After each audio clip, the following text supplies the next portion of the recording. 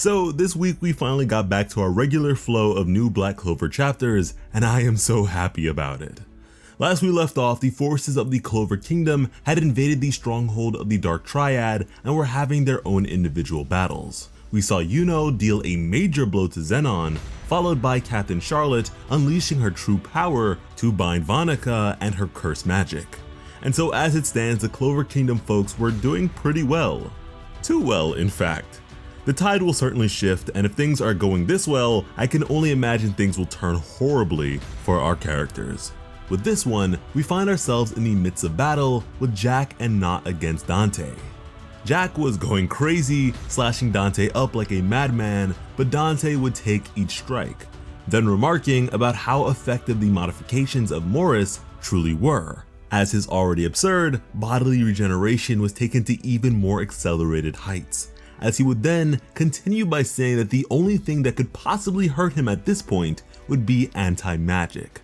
His desire to fight Asta once again is apparent. And you know, Not didn't need to hear this to know it to be true.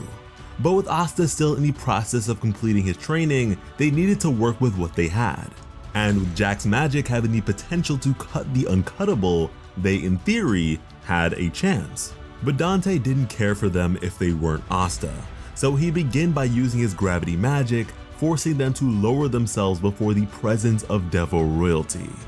And with this being the case, the question of if Jack could even fight under such conditions would come to naught, as he would then call upon a devil of his own, unveiling to us yet another Devil Union form, one of particularly solid defense.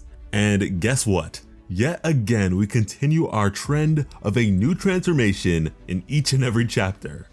Visually, this one I feel could have been a bit better, but it's not, so it's alright. He's already cool enough. However, I suppose the fact that it is a bull is pretty cool in of itself. Now, Dante was surprised to see another devil possessor on the enemy side besides Asta. And when looking past the visuals, this form is pretty cool because even with the intensity of the gravitational pressure around him, Not was just fine and was able to stand tall, which to me is a testament to this form's physical strength. But now looking down on Jack, Not would question what happened to Jack's formerly zealous nature, then asking him if height and a bad attitude were really all he had at his disposal. Then prying further, saying that Jack was all talk, then expecting him to prove himself with his skill. And you know what, even if Not is rude with how he goes about it, he really does know how to bring the most out of others. And I think because of that, he definitely deserves his rank as vice captain. And the fact that he can look down on the captain of another guild in this way says a lot. But just then, Dante would swiftly close in for a punch towards Not, connecting with the man's towering shield as he would demand not to be ignored. From there, Not would just look at him and knock him back like a pesky insect as he was talking to the captain at the moment. And because of that, Dante got riled up, only beckoning further entertainment until the appointed time when the gate would open. As Not would think to himself that he can exchange blows all he wants with Dante, but it's all pointless without the ability to land a finishing blow. And at that, I must say, I don't care for Dante really. This guy is strong, sure, but more than anything, it's his regeneration that is the real issue. Besides that, he's kinda mundane. He's not that interesting to see in a fight. And with that being the case, Asta will definitely beat the brakes off of this guy for free when he finishes his training. That increased regeneration doesn't mean anything to anti-magic, and that new ability to make an entire zone of anti-magic is way too much for Dante to handle. I am excited. And once again, so was Dante, but not when it came to Jack. Although Jack was a captain, he wasn't exactly looking very cool down on the ground, and so Dante went in to remove him from the equation. With that, we would get a bit of Jack's backstory. As it turns out, his father was a simple hunter that lived off of killing small animals of prey. He'd often tell his son that you mustn't engage with creatures that look stronger than yourself. And when he found out that his son's magic dealt with the creation of blades, he was pleased, as to him, it meant his son was to be a hunter. And so in following his father's teachings, Jack would slash away at animals weaker than himself. However, he questioned if he could live like that forever. When Jack was approaching the age of 13, his father died having been mauled by a creature.